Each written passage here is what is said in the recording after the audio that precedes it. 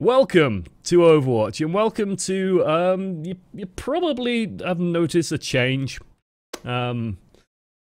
You might have noticed that there's something going on. It's Wigs Week here on the stream, so people have donated, as you can see over there. People donated, actually for a while now, we're well over it. But I'm wearing new wigs every day of the week. Yesterday was a very colourful, complete pain in the arse of a wig that literally covered one of my eyes, and I couldn't see, so I couldn't play ranked all day. Just frustrating. We've got a couple of things to cover before we begin. First and foremost, this is going to be Roadhog. We're going to talk about like being a tank, trading space, getting kills. We're not going to talk about Spliaffle, who's underneath my hair. That's going to be blocking most of the VOD today. We're going to be talking about Rolney, who's up at the top here. He's also a subscriber. He's in the chat. I saw him earlier. So glad to have you with us, Rolney. Rolney. I'm going to call you Rolney. Rolney works for me. So first things first, Krefeld, Germany, 24th, for the first anniversary of Overwatch. There is going to be an event that I can now finally fucking talk about in full glorious detail. So what's going to be happening is from, I think, 10 o'clock on the 24th till, I think it's like 8 o'clock in European time, we will be streaming. Like, people will be streaming from the Take TV studios in Krefeld. And there's going to be a whole bunch of people there. There's like 25 people there in total, I think. It's ridiculous. Let me get the full website. I can actually pull that website over. Where are you? But it's going to be fucking wild, I think. It's going to be a really great time, because we're all going to be there. We're all going to be, we're all looking forward to this as well. For us, it's just a good way to sort of come out and meet your friends. So for the English streamers, Falk's going to be there, Sty's going to be there, I'm going to be there, Queeners is going to be there, Cruz, Miska, Ryan and Hammy, all going to be there. We're all looking forward to it. It's going to be a blast. We're going to be streaming at different times. I'm not actually going to be doing my own stream.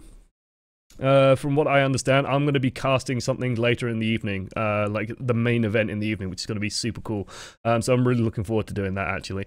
But I'll be playing around with all of these guys as they're doing their thing. It's going to be absolutely amazing. Germany, high score heroes, is Moogle, Eolex, Sirius, Kamikaze.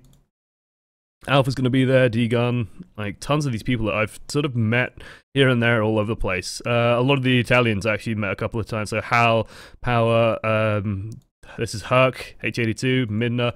So a lot of Italians going to be there, a couple of Poles as well. It's going to be a really cool event though. So then at 8 o'clock we'll be closing out the evening with a special anniversary live stream featuring Devin to use in-game challenges and even more prizes, and I'm going to be helping cast that, which is going to be a blast. I'm super looking forward to that.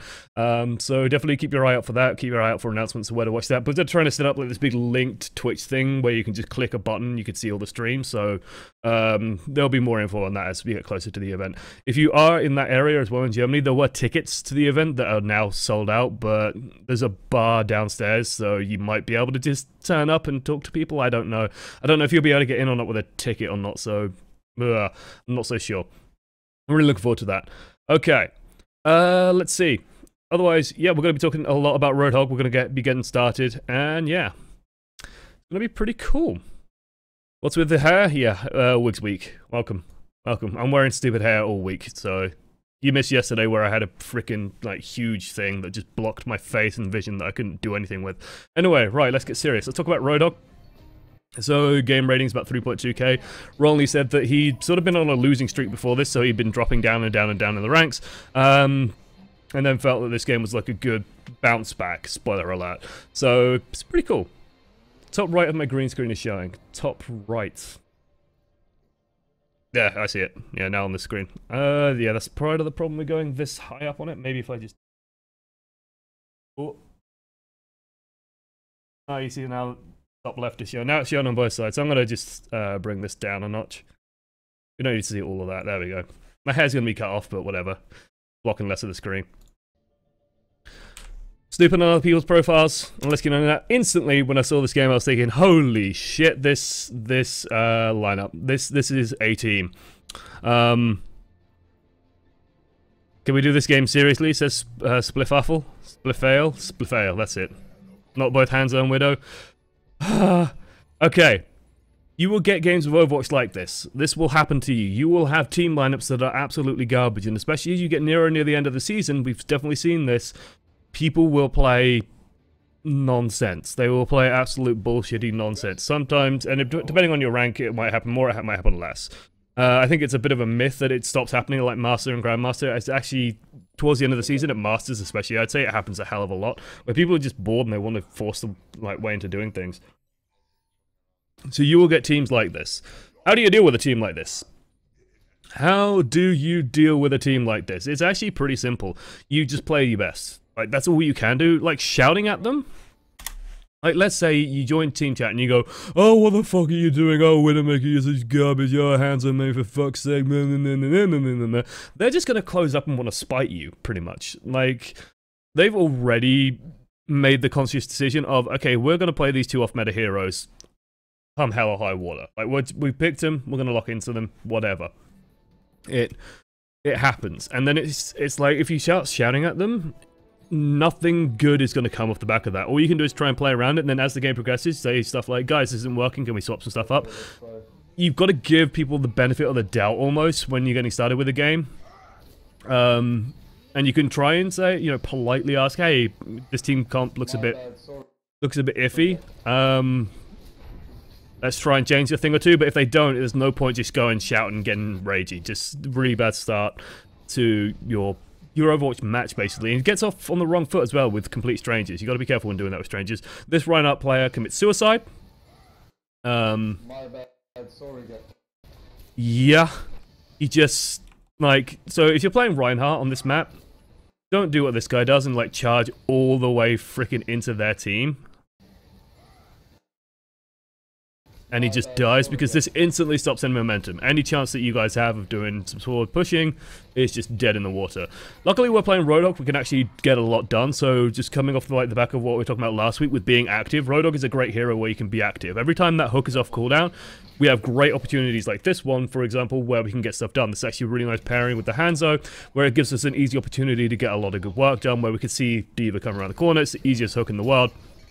And we can sort of keep walking forward into this. We just want to be a little bit careful, so I'm glad that we backed out there. We don't want to go too far into that spammy little area, but we forced her to burn a lot of defense matrix, for example. So if now we start putting pressure on, she's going to have less of it available. We can do more damage to the barrier, that kind of stuff. We can still be active, and now we're continuing that theme of being active, dealing a lot of damage into this barrier. We're putting pressure on there right now, making sure he can't do anything. We force him into a no-win situation, and then he just dies.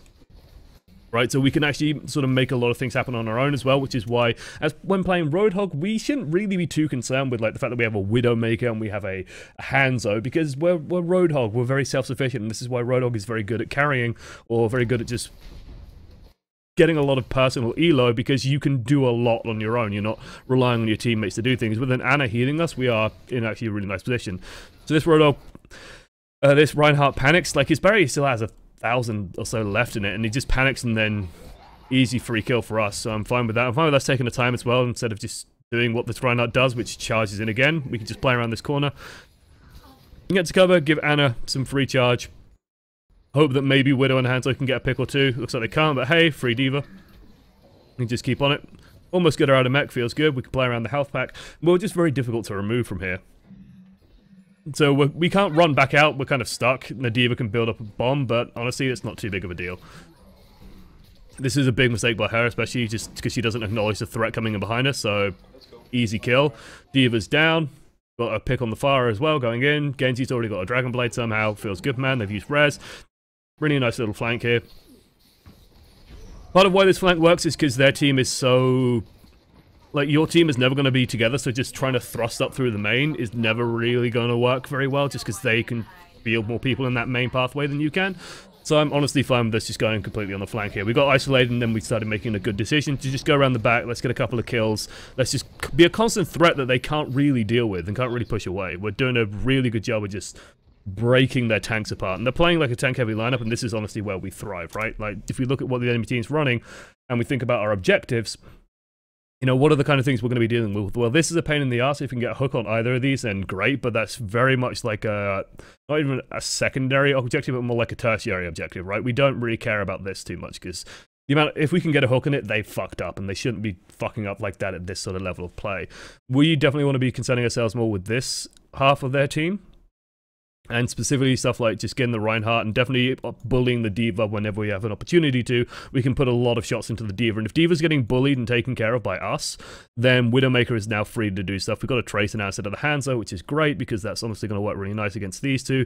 It's a little bit spotty against the sort of their 3 DPS, but we can definitely put a lot of pressure on their tanks with this lineup. So we can just continue bullying and bullying and bullying on the back of that, on their tanks, which is really nice. Right. Where wouldn't you ult when you're coming around a corner? What would ulting do there? Is sort of the question. What would ulting do here that just killing people wouldn't? So, our ultimate's ready. Like, this is a fair enough question. This is why I have sort of addressed it during the middle of the stream, because I'm having a slab of coffee as well, having a check. So, we get the D.Va. D.Va's gone, so she's not going to be able to stop us with our ult. So we're coming around here, and if we ult, then we launch this, like we launch this Ana 3 miles that way, when we could just hook and kill her, which is what we do. And then it's just a McCree on like 2 hit points, well, on barely any hit points, who's surrounded by threats. We don't really have any need to ult right now. There's no massive gain. Ulting the Pharah is not going to be that useful, so we can just take our time with that. We can't really do anything about that, so we're just going to move away, hide. Again, we don't need to ult to kill a single D.Va, so we can just keep hold of it, and then we can see where the threats are, we can see where their team is, so we don't actually have to do anything. We see that they kind of give up on this point. And so we could just stand here, and we could just wait holding on to our ultimate, and so if they do push in, then we can just push them back, for example, and just confirm that we have this point. But there was no moment there where ulting was going to do more than just our left clicks, right clicks, hooks, that kind of stuff. Oh, coffee.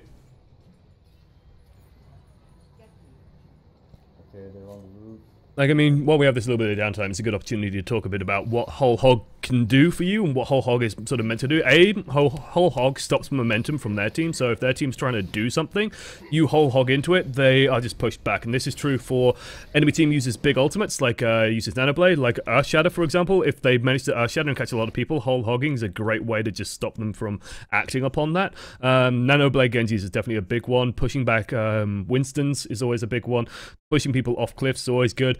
The other big thing that Whole Hog does is you think of Whole Hog like a free kill on their barrier. Like, Whole Hog is the button you press when you want to get rid of their barrier, if they don't have a D.Va. If they do have a D.Va, then it's a bit more complicated. But if they don't have a D.Va, you use it to just win the barrier war instantly, and that can open you up for Earthshatter and stuff like that. So it's a very useful tool when you're paired with a Reinhardt, and you can coordinate very easily with the Reinhardt and say, I'm going to Whole Hog, you can Earthshatter after it, we kill their entire team. Feels good. It's definitely not like a huge game-winning ultimate, but it's a very useful tool, very useful resource.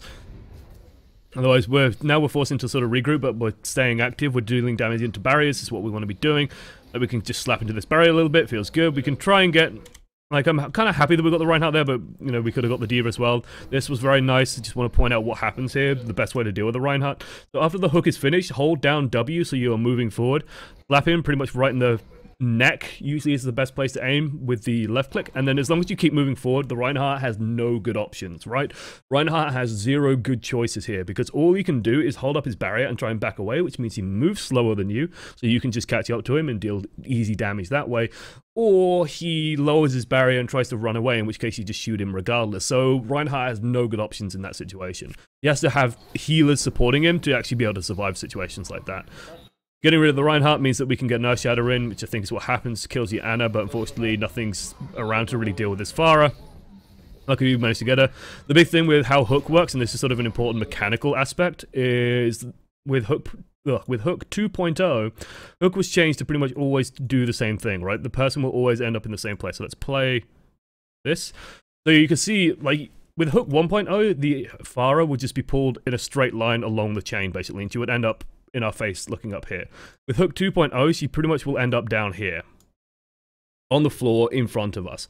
And so you've always got to account for that, and it was sort of nice to see that that was accounted for, because you can see she just gets pulled down in front of us, and then we can get a left click on. We just weren't aiming her quite low enough to get the Pharah, because maybe we were expecting her to be in the air slightly, but it will pull people literally on the ground in front of you. It's a little bit awkward to get used to, but it is something definitely well worth sort of adjusting in your brain, I guess, more than anything. That Hook 2.0 idea of this is putting things in front of me. There is, of course, the Roadhog technique as well these days, that if you do play a lot of Roadhog, it's very worth getting used to, which is the fact that you can hook and turn and put people over cliffs. Lijiang Tower, for example, in the garden map is very good for that. You can just stand on the bridge and hook people and turn to one side. Very easy way to get a kill. Very frustrating for the other person, because you can't do anything. BS hook, there's the McCree, I think. There's nothing BS about that, honestly. I think this was a perfectly legit hook. I think this was a very good hook. Lovely prediction, catches him going through the corner. Easy kill. Easy kill. And we can just stand around the payload. See, the nice thing about having a Roadhog on the payload, and this is why in the tweet I said that we're going to talk a bit about, like, what tanking means and why Roadhog is a tank in Overwatch, even though he's very DPS based, and, like, Roadhog tanks by killing things. He exerts pressure by killing, basically. He's difficult to remove, and he kills things very quickly. So it makes it very hard for their team to actually ever get onto this payload, especially with the big tanky heroes that they have. And if there's an Ana spamming healing on us, we are just immovable. Because the way that their team is set up, is the Winston going to jump on us? Fuck no. Is the D.Va going to jump on us? Maybe, but then she's going to get hooked, she's going to take a shitload of damage, she's going to have to run away. Is their Reinhardt going to jump on us? No, the Reinhardt can't get near us. So, like, who can actually displace us? Who can actually do anything to push us away? And that is how Roadhog exerts pressure as a tank, is because he just creates this area of space that says, you can't really come in here because we're going to kill you otherwise. You can do that with left clicks, you can do that with right clicks, you can do that with hooks, it's all pretty true. Chaotic situation here where we look for the McCree, which I think is great, but what's even funnier is we get the Mercy, which is like even more value, to be honest. And then this was the opportunity now to use this. Honestly, like, after we get the D.Va, we should be looking again for the Winston. Off-colored? Oh. This baby is nearly full term. Oh god, off-colored. Please no. So I do want to emphasize that, like I was talking about earlier, this is where Whole Hog could be extremely useful in just removing and knocking away threats. So we get the Winston, and we're a little bit scared as well because we're purple, so I'm fine with us pressing Q here, and we get really lucky that they nano boost at this time as well, because, like, we don't have to really deal with this. This is moderately irritating, but there was enough people around to sort of finish this off, so we can just focus on making sure that this Winston gets zero value. Absolutely no value. We can't really kill him because he's nano boosted, he's too durable for that, he's got too much health, so we can't really get rid of that. But we can just push him back, we can knock him away, no problem, and make sure that he gets no value off the back of that. Unfortunately, he does get back in, and we miss the hook. Feels bad, man. Would be nice to hit that. Just... we're just a touch too late on that, basically. We see the jump animation come through, and we're aiming, like, over here. We're trying to adjust, but we need to adjust earlier. You gotta lead slightly with the hook. We still get the point anyway. Lovely. And this is pretty much all off their team's complete inability to deal with the Roadhog. Like, we were just standing on the payload and they could not displace us. They're utterly reliant on this pharmacy to be able to get kills, but they have no space to do it. And yeah, it's a bit of a shame we didn't get that. Real shame that we didn't get the Mercy. Where the fuck did she come from? I'm guessing she came out this way, maybe? So, of course, with Hollywood, always be checking for late spawns. Don't know where she came from. Very lucky to get out, though, Jesus. Unfortunately, we didn't get the Zarya, but it's worth a shot. Otherwise, just back on the payload. Like, we can just keep it moving. We could be looking for picks right now, but with the team lineup we've got with, like, the Genji, Widow, Tracer. God, this is already starting to hurt. Ugh, God. With the Genji, Tracer, Widow, we're better off letting them sort of go forward, do all that stuff while we just parts around to the point. This was very nice, of course. Sleep dart from Ana on point, and then we could just punish that. Pull him in, easy hit. The Zarya does get the barrier on him. It's a bit of a shame. So Zarya is now on 40 charge at the very least, probably on more. We definitely want to be looking to fix that mistake. If we can bait out the next bubble, then we can definitely try and focus her with the hook. If he's going to try and jump in the backline, we can just punish it ridiculously easily. And now, honestly, my priority will be to try and make this Zarya bubble. Okay, Zarya's bubble. Hook's coming off cooldown. Let's get rid of this Zarya because she's on too high charge. A little bit rushed. A little bit of a whiff. Feels bad, man. Like, one of the common questions I always get is, you know, how do you deal with a Zarya on high charge? Roadhog is one of the best ways of doing it. Slap a left click or a right click at her. Get her to self-bubble and then fire out the hook. Don't ever try and hook when she has a bubble off cooldown. It's Just, it's too easy. There is a trick you can do, with Roadhog, where you just melee. If you just melee into the air, because he does it with his hook hand, it can trick people into reacting as if you're going to be hooking. Better players won't fall for it, but players will fall for it every now and then. So it's always a trick. You can just melee in front of you, see what happens. If they react to it, then great. If they don't, whatever. You can just keep trying to bait out the hook with extra damage. Feels good, man. Ugh, coffee. Overall, I was actually pretty happy with like the first half of this game. Just in terms of where we were putting ourselves, we're playing a lot around corners where we can be extremely effective. We were playing a lot around just standing in places where they want to be and then just killing the shit out of stuff. We start having trouble now because they start running the Zarya, which does cause issues for us, and we just got to be a little bit more careful. Like after we fire off the hook, we just got to acknowledge that this is going to happen. And there's an inevitability to this. If you do spot it coming out, of course, just don't shoot.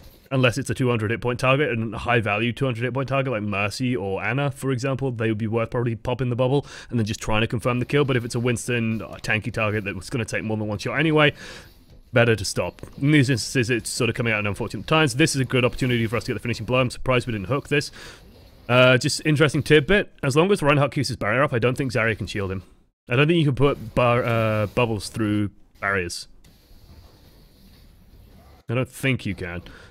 Off the top of my head, that sounds sensible. So be very aware if someone dives very deep, then yeah. I like this whole hog, again, just using it to counteract stuff that they're trying to do, making sure this Ares can do as little as possible with that, and then she isn't being a threat to your team anymore. So unfortunately we get slept there, but hey, it's just Roadhog things. It does happen. We are silver on healing because we only have one healer. Go figure.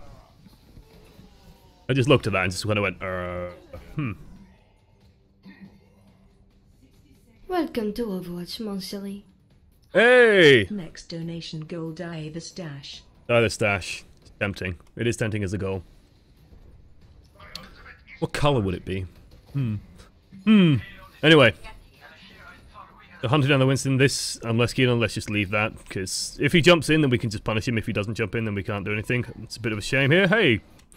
Would have been an opportunity just to throw the hook out, just to be sure, but hey, we didn't.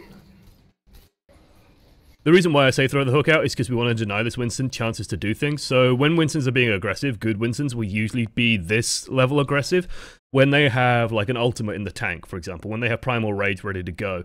So there could have been a very real chance that after this guy gets woken up, he just presses, like he's holding Q and then he just Primal Rages out. We just want to deny him as much time as possible. So throwing the hook out after he springs up would have been fine there, I think. It's on a long enough cooldown, we can do it. We can afford it. It's still on a relatively short cooldown. Lovely hook. Don't like the follow-up shot on that. We could have just afforded to wait, I think. Because it came out so early. 1, 2... Like, we would have been able to fire now, and we would have got a good 100 damage probably on the left click. And that's enough for people to go and finish off, rather than just putting these Zarya in a strong position. High noon, gets you on the barrier. Feels good. We get him again. Lol. Lol. It's not that McCree's day. Now we can just help with this. We could definitely help with getting rid of this Winston, protect the backline a bit. They now have a Roadhog. Counteract that a little bit. Hook's coming up cooldown in a second. We have one shot in the tank. A little bit of a mistake letting him heal up there, I feel. But hey, we can still get the better of it. And the reason why I say it's a little bit of a mistake is we're just giving them opportunities to come back where we can just put this to bed. Like, he's reloading, so that was an opportunity already. If he's mid-reload and you hook him, then he won't get the reload. And then just letting him heal up is just giving him a chance to sort of spring back into this fight a little bit. Luckily, he whiffed his shot there as well, which makes our lives easy. Definitely be thinking about building our ultimate up here as well. Just stay on the point and just cause problems, basically, is our idea. Get a good shot into the Winston. Lovely. Oh, got a little bit confused there. I think we were expecting that hook to miss because we were aiming for the McCree and it went on the Lucio, but... we get the finishing... well, we don't get the finishing blow. Genji steals it. Feels bad, man. Definitely want to be building up our ult here. Let's just mash it. No harm in pressing Q here, friendo. No harm at all in pressing Q here. There we go. Now we can just push everything off. So, why is Q so important here? Well, if you think about what whole hog is for, like in your head should be, what is whole hog good for? Well, zone denial. And we need to deny a zone. So let's just do that. You just pop the barrier on her, and even if she's on high charge, even if she gets knocked miles but survives somehow, she's still out of the fight. She's still not able to get back in close, and she still can't do anything. So it makes our lives super easy to just win this with that whole hog. Get the Lucio. Oh, lovely. Juicy. Juicy left clicks. Welcome to Overwatch, mon silly. Watching Ohm is worth missing a sleep in. I'm not so sure about that. I like my sleep-ins. I do like my sleep-ins.